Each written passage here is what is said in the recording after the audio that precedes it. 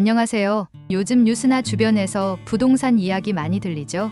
특히 서울 아파트 거래가 주춤하면서 집값이 떨어지는 거 아니야 하는 얘기도 들리더라고요. 그래서 오늘은 서울 아파트 시장이 왜 이렇게 됐는지, 앞으로는 어떻게 될지 쉽고 정감 있게 얘기해 보려고 해요. 차 한잔 하시면서 편하게 들어주세요. 요즘 서울 아파트 시장 상황을 보면 거래가 정말 뚝 끊겼어요. 실제로 9월에 서울 아파트 실거래가 지수가 올해 들어 처음으로 하락했다는 소식이 들렸는데요. 이게 무슨 뜻이냐면 집이 실제로 팔린 가격을 분석해보니 예전보다 내려갔다는 거예요. 그동안 집값이 계속 오르는 분위기였잖아요. 근데 이게 처음으로 멈추고 방향이 달라진 거죠. 왜 이런 일이 생겼을까요? 이유는 간단해요. 대출 규제가 더 강해졌고 은행 금리도 올라갔거든요. 집을 사려면 보통 은행에서 돈을 빌려야 하는데 요즘은 그게 너무 어려워졌어요. 9월부터 시작된 2단계 스트레스 DSR이라는 제도가 있는데요. 쉽게 말하면 너 정말 이 돈 갚을 수 있겠니?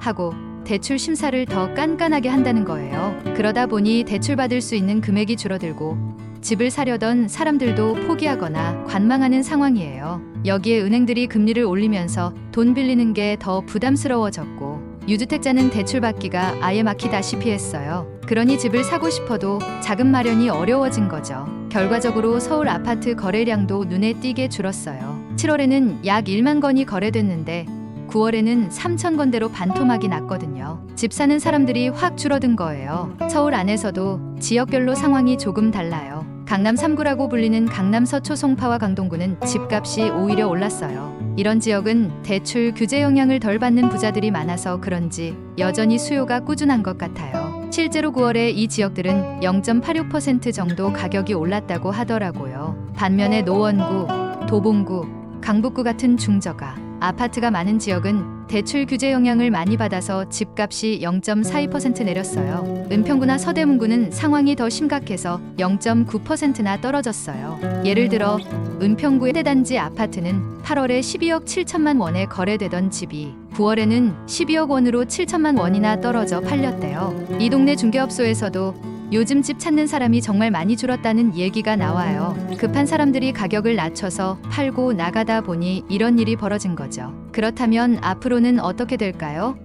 전문가들 말로는 이 흐름이 당분간 이어질 가능성이 크대요. 왜냐하면 대출 규제가 쉽게 풀릴 것 같지도 않고 금리도 계속 오르는 추세라서 사람들이 집을 사기 부담스러운 상황이 계속될 거라는 거예요. 특히 연말까지는 지금처럼 매수자가 관망하는 분위기가 이어질 가능성이 높다고 해요. 집값이 더 떨어질지도 모른다는 생각에 일단 좀 더 지켜보자 하고 관찰만 하는 거죠. 이럴 때 우리가 뭘 해야 할까요?